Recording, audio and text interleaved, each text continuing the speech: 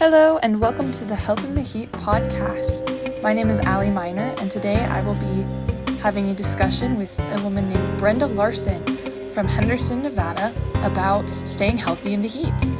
We will be discussing a little bit about statistics and about how Brenda stays safe over time. She is 70 years old and has lived in Henderson for over 40 years. So we are excited to hear what she has to say. Hi, Brenda. Thank you for joining us today. Well, thanks for inviting me. Yeah. Okay, so today we just wanted to do a little bit of a discussion about heat and staying healthy in Nevada. And because you lived there for a while, we wanted to get your unique perspective on it. So, to start off, we wanted to share a little statistic and hear your thoughts on it. So, last year, a shocking number of 527 people died from heat exhaustion or heat-related illness. But the year before that, only 294 people died in 2023. And so that's about a 2 times increase. So about twice as many people died from heat-related illnesses last year than the year before. What are your thoughts on that? Well, I didn't know that. Was it a hotter year last year than it was the year before, or Yes, do it we was a know? hotter year. And people were trying to be more active because it was nice, and then they just got caught in the heat, huh? Yeah, it seems so. But Hmm.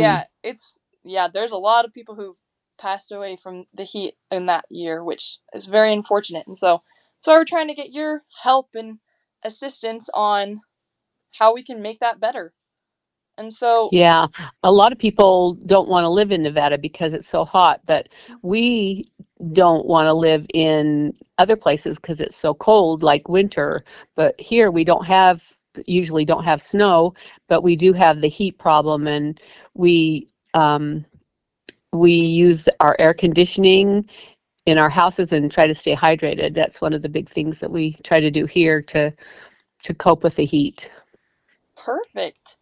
Yeah, you actually addressed one of my points of how have you stayed safe from the heat. We'll get back to a little bit more about that later. But Okay. as you just mentioned, it's a common problem that we've seen in our area. Some people have snow, some people have heat. And so, how have you seen the effects of heat-related illness in your life and the lives of those around you? Well, interesting enough, when I was living here, I had an aunt who was up in Idaho, so it really doesn't have anything to do with here.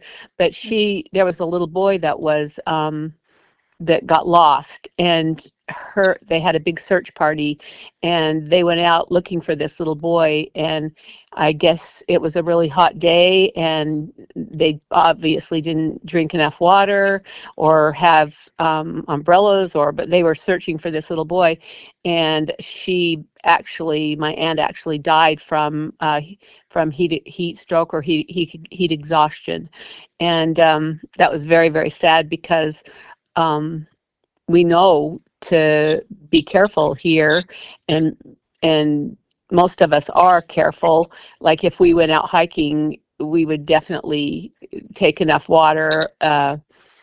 But it's a scary thing because people do die from it. It's pretty scary. Mm-hmm. Wow. That's such an interesting story. You really twisted my mind about it because I was thinking you were going to mention the boy, but I didn't think about your aunt having that. Yeah, my So, aunt. And then when Ginny, one of my granddaughters, was a little girl, she used to play soccer, and she would just go, go, go, go, go in the soccer fields, and it was hot.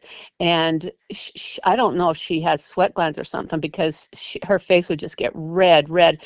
And I was like on the sidelines, and I says, she needs to come out for a minute. She's getting way too hot. And people in sports here, like the football players and stuff, they have to really be careful. And I was really worried that she was going to have heat stroke because she was getting so red and stuff. So they finally took her out and had a timeout and gave her some water to cool her down a little bit. But yeah, even my granddaughter watching soccer in those hot times when they're just running and putting all that energy, it's pretty scary if you don't take care of it and cool people down.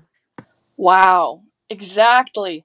Yeah, that is so scary because it shows that even though you're doing common things, that you might not be on a hike, you might not be Yeah, sometimes you might not be purposefully going on a run or seeing how, like, purposefully not drinking water, but it can hit yeah. anyone if you're not careful enough.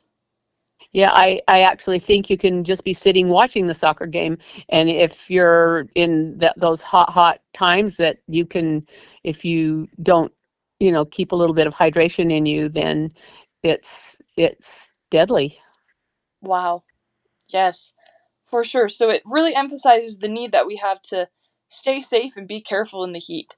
So you mentioned a couple of those things, such as staying in air conditioning and things like that. But what are some of your biggest tips to, if you were to give anyone in our audience, your biggest tips for staying safe in the heat?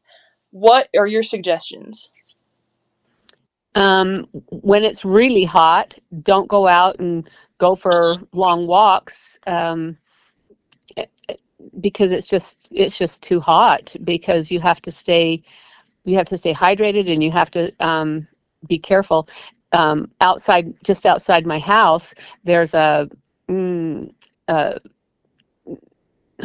it's a iron thing that covers up stuff, and Mhm. I saw that somebody like fell down on one that was just like the one by my house, and they got terrible third-degree burns all over their hands and knees because they fell on one of those during that hot time of the year. And so it's not just being hydrated. You have to be careful where you're walking too, and like little dogs, to go out for walks, they have to be very careful for their pets to go on walks in the hot summer, because their paws can burn so easily too.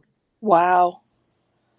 Yeah, those are some great tips. So stay inside, stay aware, and keep your eyes out for any potential dangers from heat as well. Yeah, I feel sorry for people who don't have air conditioning, Mhm. because it's just too hot without it. Mhm. Of course, yeah. And there are some areas within the city of Henderson that are cooling centers. So people who don't have air conditioning actually can go and access those in recreation centers around Oh, I Henderson. didn't know that. Yeah, and so our community is slowly getting better at trying to help people stay as safe as they can in the heat. Yeah, yeah, and the homeless people, there's so many homeless people.